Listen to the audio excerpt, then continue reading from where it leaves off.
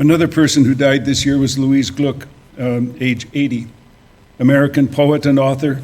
She was Poet Laureate of the United States from 2003 to 2004. Her writing has been awarded the Pulitzer Prize, National Humanities Medal, National Book Award, National Book Circle Award, and the Bollingen Prize. And in 2020, the Nobel Prize in Literature. This is her poem, Crossroads. My body, now that we will not be traveling together much longer, I begin to feel a new tenderness toward you, very raw and unfamiliar, like what I remember of love when I was young. Love that was so often foolish in its objectives, but never in its choices and intensities. Too much demanded in advance, too much that could not be promised. My soul has been so fearful, so violent. Forgive its brutality. As though it were that soul, my hand moves over you cautiously, not wishing to give offense, but eager, finally, to achieve expression as substance. It is not the earth I will miss. It is you I will miss.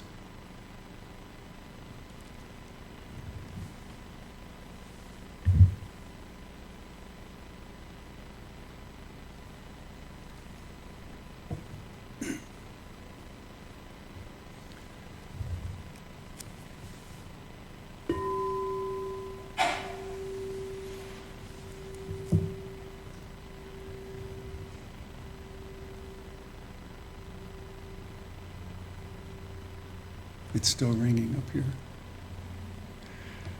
Each of us has cause to think with deep gratitude of those who have lighted the flame within us. Take a moment, center yourself, sit still, breathe in, breathe out.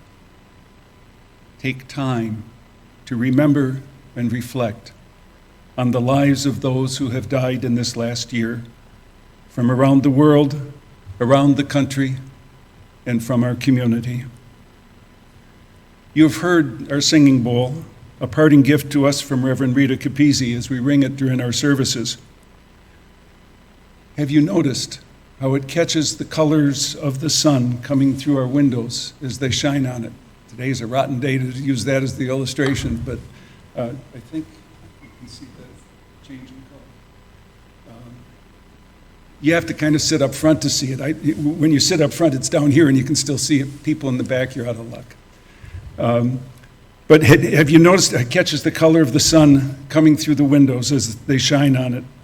The flame within it comes from without, and its tone, when struck, ripples out well beyond its own immediate space, transforms the oral space of this entire sanctuary. Walt Whitman begins the Song of Myself with, "I celebrate myself, and I sing myself, and what I assume, you shall assume. For every atom belonging to me, as good belongs to you." But as he explores his self, he states, "Has anyone supposed it lucky to be born? I hasten to inform him or her it is just as lucky to die, and I know it. I pass death with the dying, and birth with the new-washed babe, and am not contained between my hat and my boots, and peruse manifold objects, no two alike, every one good. I am the mate and the companion of people, all just as immortal and fathomless as myself." In one stanza, he lists 60 different people who are part of himself, from the contralto in the organ loft, to the mate in the whaleboat, to the newly come immigrant, to the one-year wife recovering from childbirth, to the opium eater who is dozing, to the president holding a cabinet meeting, to the prostitute draggling her shawl, and concludes, "And these tend inward to me and I tend outward to them, and such as it is to be of these, more or less, I am. And of these, one and all, I weave the song of myself. So today, as we gather to recall some of the multitude who have made us who we are, some will be remembered for the good that they did. Some will be remembered for the harm that they have wrought. Some will be remembered for both at the same time. It's complicated. Towards the end of the Song of Myself, in one of my favorite lines in all of poetry, Whitman declares, "Do I contradict myself? Very well then, I contradict myself. I am large, I contain multitudes." But all have had a hand in shaping us, each of us unique, yet all of us in common. For some of us, those who have died this year are not just names we heard in the news or some celebrity or public person whose life we have followed in some detail. For some of us, the life of someone very close to us has ended recently. Sometimes, maybe oftentimes, our memories of those we've loved are full of grieving, and the grief never goes away. As Bonhoeffer wrote, "Nothing can make up for the absence of someone whom we love. The gap, as long as it remains unfilled, preserves the bond between us. It's nonsense to say that God fills the gap. God doesn't fill it, but on the contrary, keeps it empty, and so helps us to keep alive our former communion with each other, even at the cost of pain. But with time and grace, the grief steps down a bit, and the hot tears mingle and melt into warm memories. So I will ring the bowl and read the names and say a little bit about some of those who have died in this last year. There's not time to read everyone's name. A longer list will be posted on the website, but even that list will be incomplete. As the tone from the bowl spreads out to fill the space and then slowly dies away, so have they. As it does, take this time to think with deep gratitude of those who have lighted the flame within us.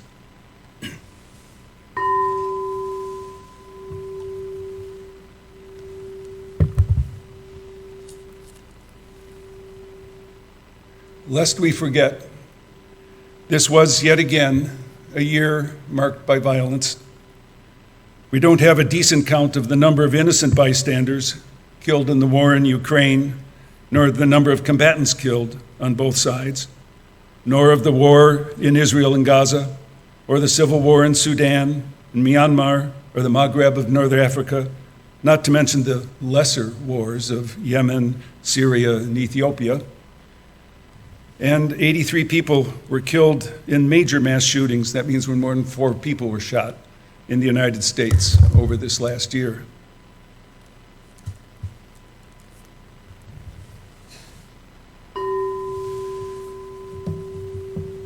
From the greatest generation, those born in the time of the Great War and the Spanish flu epidemic, and yes, there are still a few of them around. Norman Lear, 102, American screenwriter and producer. He created All in the Family, Maude, Sanford and Son, One Day at a Time, The Jeffersons, and Good Times. Julie Lynn Charlot, 101, a singer by trade. She created the fashion icon of the 50s, the poodle skirt. Although her mother was a seamstress, she couldn't sew. "I don't want to be a drudge," she said. But invited to a party when she was between jobs and husbands, she took her scissors to a bolt of felt, appliqued some designs to it, and soon every girl wanted one. A singer by trade, she married 4 times, to quote her, to 2 millionaires, a royal count, and a son of a, pause for effect, baron. Henry Kissinger, 100, German-born American diplomat, political scientist. He was Secretary of State for 2 presidents, advisors to a third, and active even into his 90s. A practitioner of realpolitik, his legacy is a complicated one. He guided Nixon in the opening to China, but also in the carpet bombing of Cambodia and the overthrow and assassination of Chile's Salvador Allende.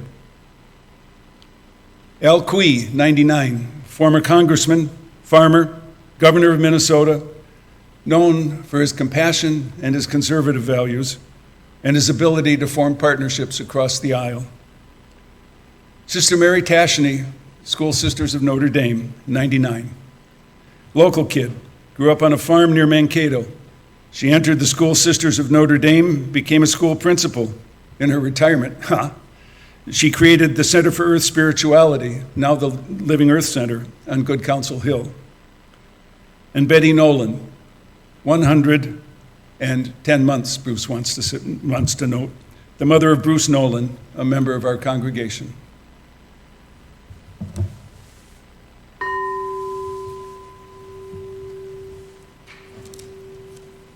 From the silent generation, those who were born in the Great Depression and the Second World War, and as you might suspect, the largest number that I will mention today.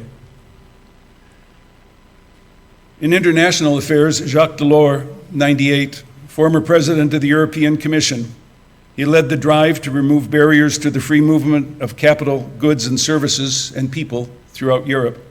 He was a key figure in creating the European Central Bank and the euro currency. The EU has been called the house that Jacques built. In national affairs, Rosalind Carter, 96, wife of President Jimmy Carter. Theirs was a long-time partnership, both when he was in office and afterwards, in their work for mental health, nonprofit housing, and civil issues, among others.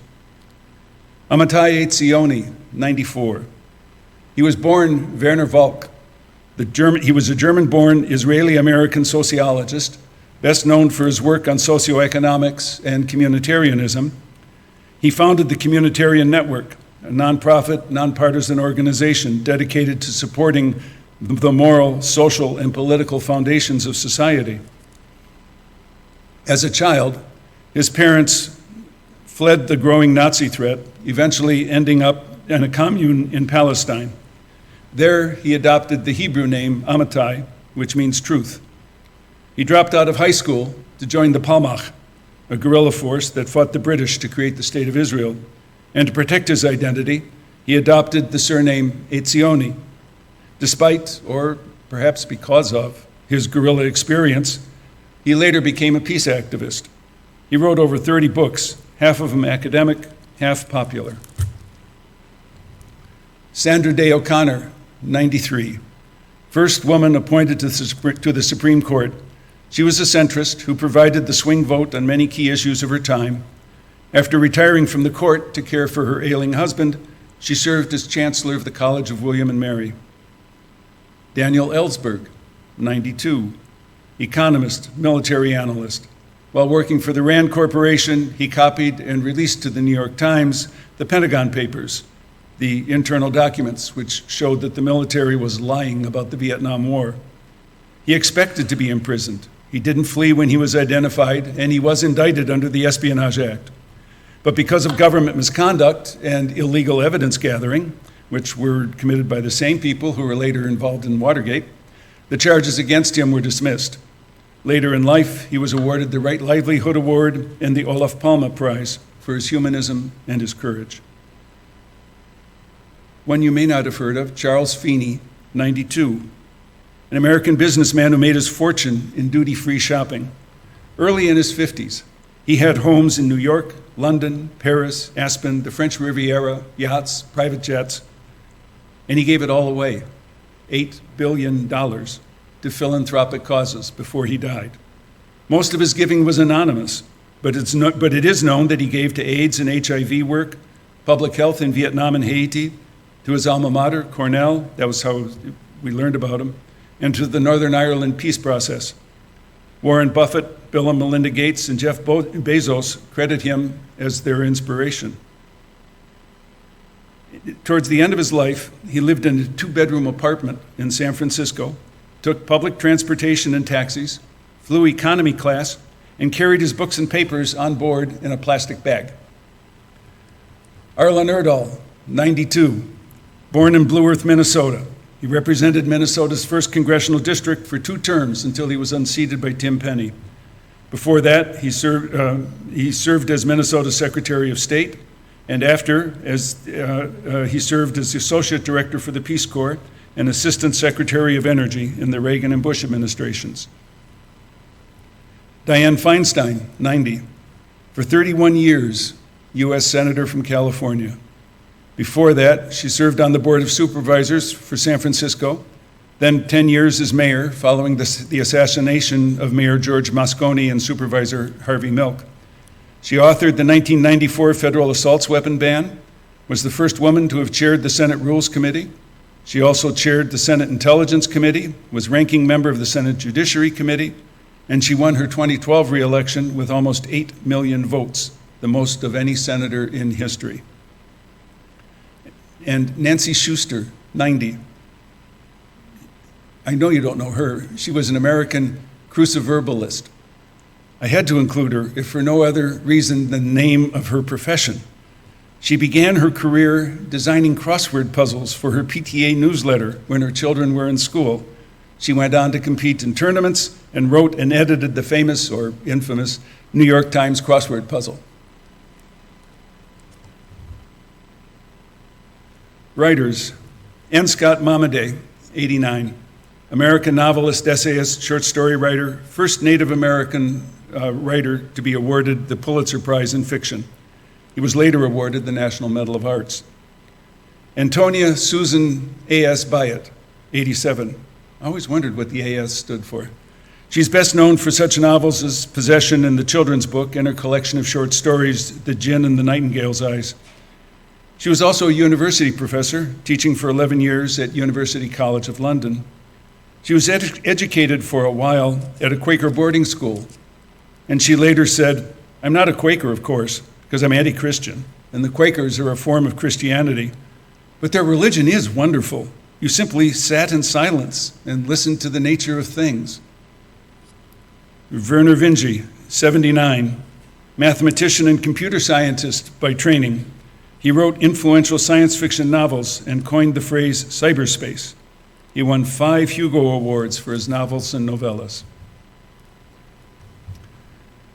Performers on screen and television: Dolores Conchita Figueroa del Rivero Anderson, 91.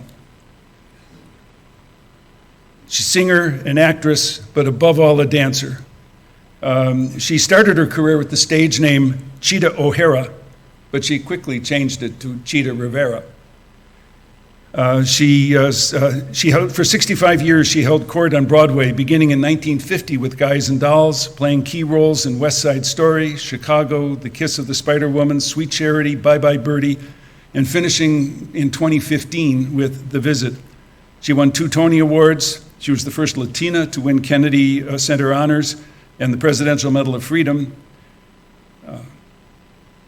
Another one is David McCallum, 90, Scottish actor and musician, best known for his roles as Ilya Kuryakin on The Man from U.N.C.L.E. and Dr. Donald Ducky Mallard on NCIS. But you don't know that he was also a classically trained oboist and composed, performed, and recorded music. Lou Gossett Jr., 87.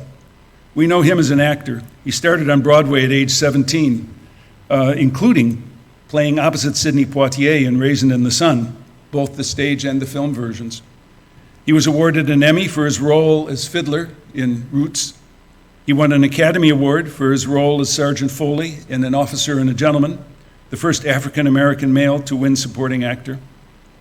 What you may not know about him was he was offered to play for the New York Knicks. He declined so he could continue stage acting, and he also performed as a folk singer. Tom Smothers, 86, the older of the Smothers brothers. For 3 years in the late 60s, their comedy hour was one of the smartest, edgiest shows on TV. Tommy played the dumb one, who messed up, pretended he intended it, and when his younger brother upbraided him for it, he'd shout, "Mother always liked you best." When Tommy mumbled, "God knows I tried," Dickie snapped back, name dropper. They fought constantly with the network censors and were finally canceled mid-season. When they were awarded an honorary Emmy 40 years later, Tom thanked the writers who, he said, got him fired.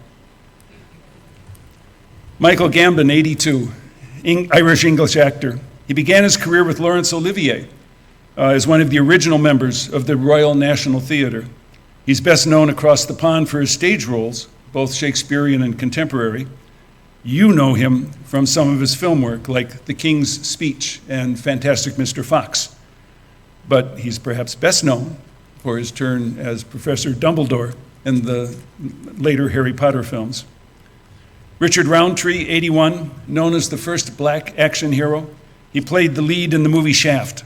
He also found some success on stage and TV. And Bernard Hill, 79, British actor, best known for his roles as Captain Smith in The Titanic and Theoden King in Lord of the Rings. In music, Anthony Benedetto, Tony Bennett, 96, the singing waiter who over a 7-decade career championed the Great American Songbook and sang duets with Lady Gaga and continued performing even after he was diagnosed with Alzheimer's. Randy Sparks, 90, founder of the New Christy Minstrels. He helped start the folk music revival of the 1960s. Inspired by Burl Ives, he wrote folk-inspired hit songs like Green, Green and Today. I didn't know they weren't folk songs. His group was also the training ground for many musicians who went off on their own, like Kenny Rogers, Kim Carnes, Barry McGuire, and Henry John Deutschendorf Jr., who found fame as John Denver. Bernard Nero, Peter Nero, 89, concert pianist who mixed classical and jazz music. He could play classical music with his left hand, pop jazz with his right, and he once introduced a piece saying, "My right hand will be playing T for two, while my left hand will play Tchaikovsky's Fifth. My left foot will be fiercely tapping out the traditional rhythm to the Tahitian fertility dance, and my right foot will not be doing too much, it will just be excited." He released 72 albums and won 2 Grammys.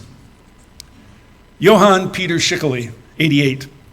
You probably know, if you know him best as the presenter of the work of P.D.Q. Bach, the youngest and oddest of J.S. Bach's 20-odd children. Composer of such works as The Abduction of Figaro, Good King Kong Looked Out, the Trite Quintet, Schickele 6 of 1, O Little Town of Hackensack, A Little Nightmare Music, and the dramatic oratorio Oedipus Tex, which features the OK Corral. He declared his home base as the University of Southern North Dakota at Hoople, where he held tenure as a very full professor of musicology and musical pathology. I think most of the pathology was his own work. While there, he invented such musical instruments as the dill piccolo for playing sour notes, the trombone, a cross between a trombone and a bassoon, having the disadvantages of both. But he also orchestrated and arranged 3 albums for Joan Baez, including Noel and Baptism. He composed the score for the 1972 film Silent Running. He wrote and performed the music for the Broadway show O Calcutta, and he hosted a classical music radio program, Schickele Mix, on Public Radio International in the 1990s. He wrote over 100 serious classical music compositions, and he won 5 Grammys, mostly in the musical comedy category. Estrud Gilberto, 83. She sang The Girl from Ipanema, which won a Grammy for Record of the Year, earned a nomination for her as the Best Female Singer. The single of the song sold over 1 million records and went gold, for which she was paid a session fee of $120. Cynthia Weil, 82, Grammy-winning lyricist and Rock and Roll Hall of Fame member. At her induction, she said, "I thought you'd never ask." Probably her most famous song is You've Lost That Loving Feeling for the Righteous Brothers, who first wanted to pass, thinking it sounded too much like the Everly Brothers.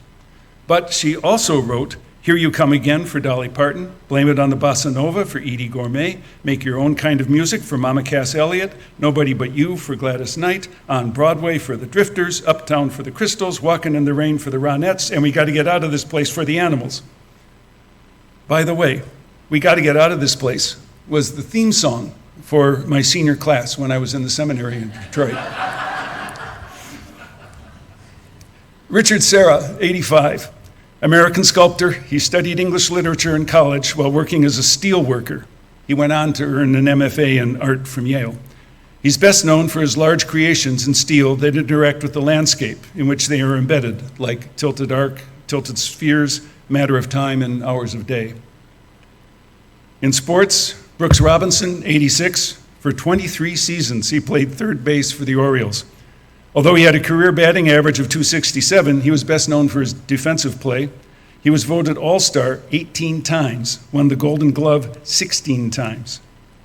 Cale Yarborough, 84, four-time NASCAR champion, probably best known for his fist fight with Donnie Allison after they tangled and spun out in the final lap of the Daytona 500. And Bobby Knight, 83, basketball coach for a long time at Indiana University, known for his trophies and his tantrums. The regionals, there are so many interesting people in our region who died this year. Tony Boza, 94, the often controversial chief of police of Minneapolis. Born in Galicia, Spain, he came to the U.S. at age 9, grew up in New York. He joined the police force there, rose through the ranks to become assistant chief. Mayor Don Fraser brought him in as an outsider to reform and reorganize the Minneapolis Police Department after a series of scandals under his predecessor. Sound familiar? His tenure was marked by friction with the police officers union and negative press, as his wife, Erica, was repeatedly arrested for anti-militarism protests against Honeywell, and he supported her. Brett Taylor, 94, owner of Brett's Department Store in Mankato, longtime community activist. Florian Chmielewski, 93, I just love saying, 93, state senator and polka band leader. He was still playing with his band in the year of his death at age 93. Howard Swenson, 93, farmer, breeder of registered Holsteins. He also represented Nicollet County for 5 terms in the Minnesota House. And before that, he served 12 years on the school board, like somebody else I know. Paul Tarabek, 93, longtime violist for the Mankato Symphony Orchestra. Don Glines, 92, founder and guiding light for the Wilson Lab School at MSU, a national model for many years until the legislature withdrew funding. Go figure. Tom Frederick, Sr., 90, with his brother, founder of the Happy Chef restaurant chain and Ruddles and Stoney's restaurants in Mankato. Bernie Koenigs, 85, for 55 years, Bernie the Barber at Y Barbers in Mankato.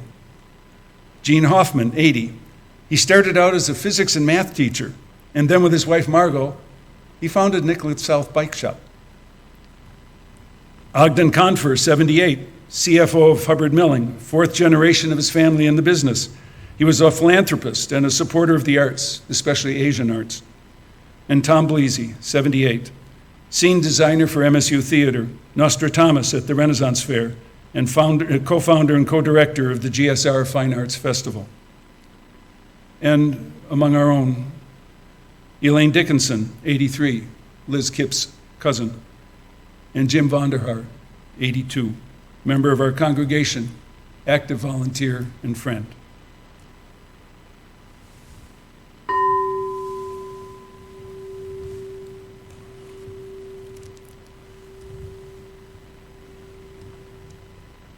From the baby boom generation, those born in the time of economic growth in the U.S. and rebuilding from the tragedy of war abroad. In international affairs, Ibrahim Raisi, 63, president of Iran, killed when his helicopter crashed in dense fog. Yevgeny Prigozhin, 62, Russian mercenary, leader of the Wagner Group, and former chef to Vladimir Putin. He was killed when his plane exploded a few months after an abortive coup against Putin. In national affairs, Frans de Waal, 75, Dutch-American primatologist, specialist in primate social behavior. He directed the Yerkes National Primate Center at Emory University, and one of his more recent books was Our Inner Ape. In film and acting, Suzanne Summers, 76, co-star of Three's Company. She was fired for demanding equal pay equal to that of her male co-lead. She later starred in the sitcom Step by Step. She became a very successful author, primarily of health and wellness books. Paul Rubens, 70, American actor, best known for his character Pee Wee Herman in the 1980s. He portrayed the character on children's television, Pee Wee's Playhouse, and on film. After a hiatus, he revived the role for Netflix in 2016. Playhouse won 15 Emmys, was named by TV Guide as one of the top 10 cult classic TV shows. In music, Andre Watts, 77. Classical pianist, he debuted with the New York Philharmonic when he was 16. On an episode of Mr. Rogers, he said, "When I'm feeling unhappy, going to the piano and just playing gently and listening to sounds makes everything slowly seem all right." Akira Toriyama, 68. I wasn't sure where to categorize him. Writer, filmmaker, I finally settled on artist. He's arguably the most influential of the manga artists, establishing the genre internationally and in the US. His first manga, Dr. Slump, sold over 35 million copies in Japan, and he then created Dragon Ball, which sold over 260 million copies worldwide. In sports, Orenthal James O.J. Simpson, 76, the Juice, one of the greatest running backs of all time. He won the Heisman Trophy at USC, went on for 11 seasons in professional football, mostly with the Buffalo Bills. He went on to a career in film and TV, but lost it all when he was charged with murdering his ex-wife and her friend, for which he was acquitted of the crime, but found guilty on civil charges, and eventually served time for robbery and kidnapping at a Las Vegas hotel. Henry Boucher, 72.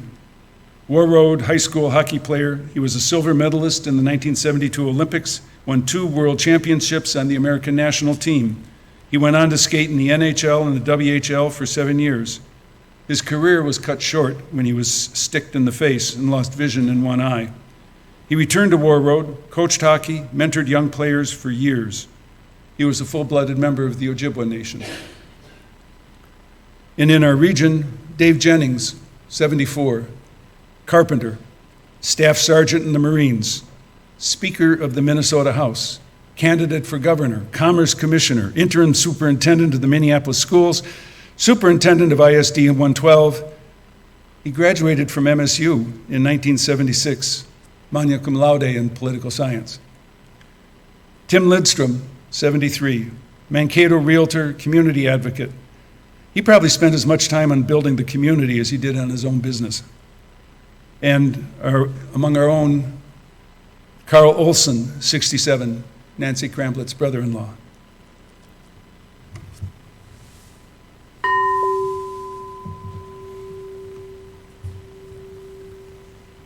From Generation X, those born in the baby bust, in the time of the Vietnam War and the first energy crisis.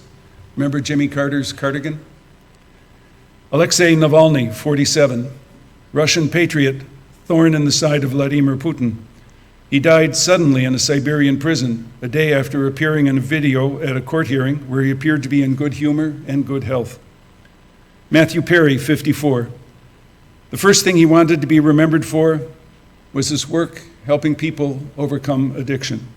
He also portrayed Chandler Bing on the TV series Friends for 10 years and appeared on Ally McBeal and West Wing and in a number of movies.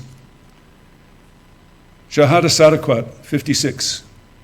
You probably know her by her birth name, Sinead O'Connor. She changed her name when she converted to Islam in 2018. A singer-songwriter with an impressive range, she's best known for her recording of Prince's Nothing Compares to You. Her songs were imbued with social messages, and she was a social activist throughout her career.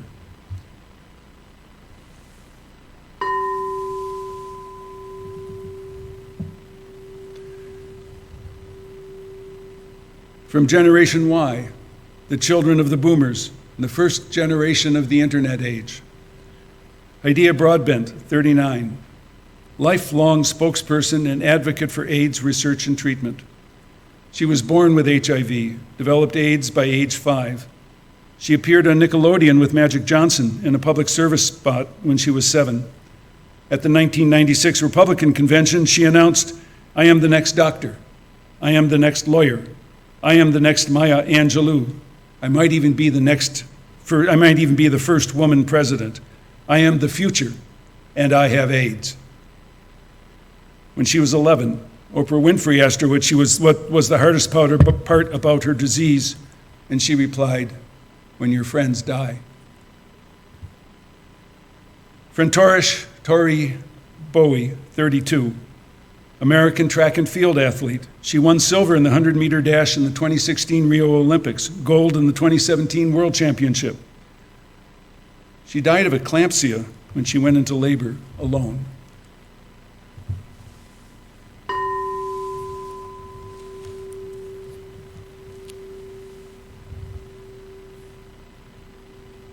From Generation Z, those born in the 21st century.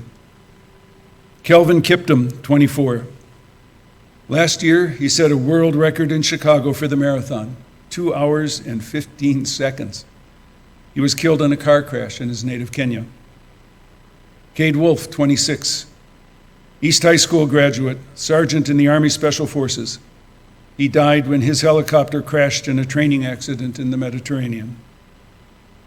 And from our own, Rachel Nelson, 21, daughter of Marianne Nelson.